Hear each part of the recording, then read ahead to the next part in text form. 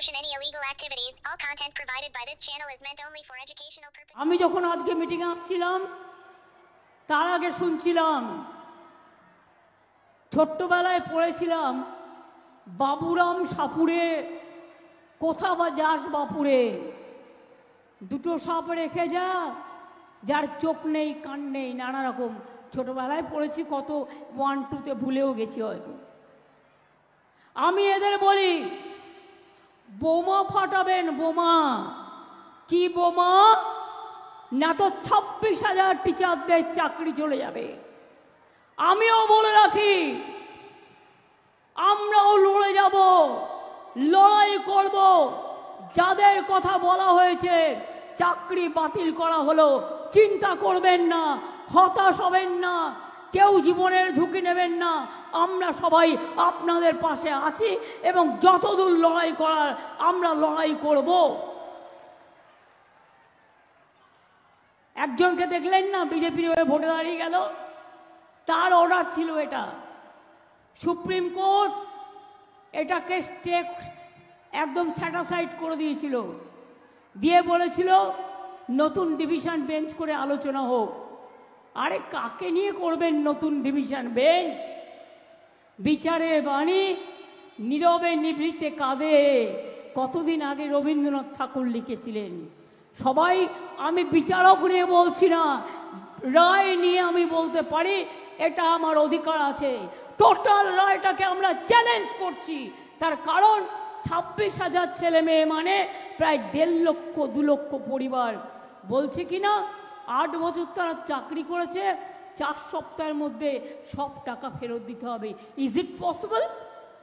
বলুন, আপনারা যারা এই রায়টা দিচ্ছেন, এই রায়টা সারা জীবন আপনারা যারা চাকরি করেছেন তাদের টাকাটা যদি ফেরত দিতে বলা হয়, পারবেন দিতে?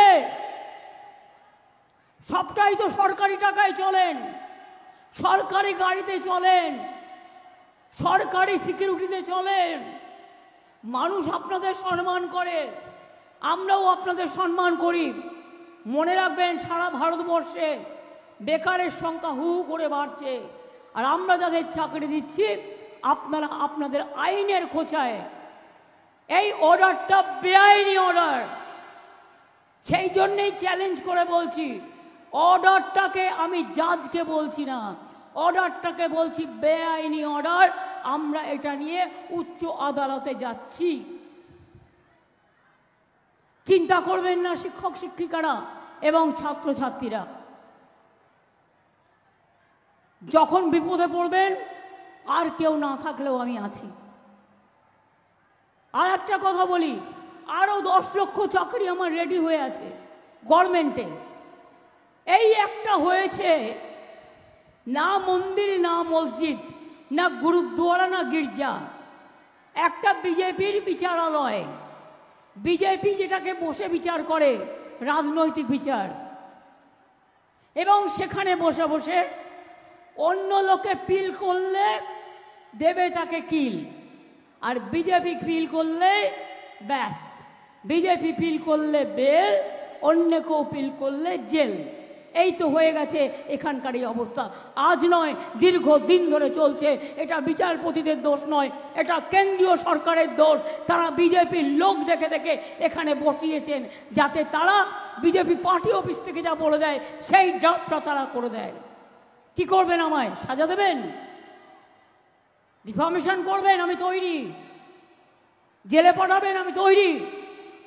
কারণ মানুষের কথা বলবার জন্য আমায় যদি শাস্তিও নিতে হয় আমি মাথা পেতে নেব, কিন্তু তবু মনে রাখবেন, পরিবার যদি বিপদে পড়ে তার পাশ থেকে আমি সরে দাঁড়াবো না।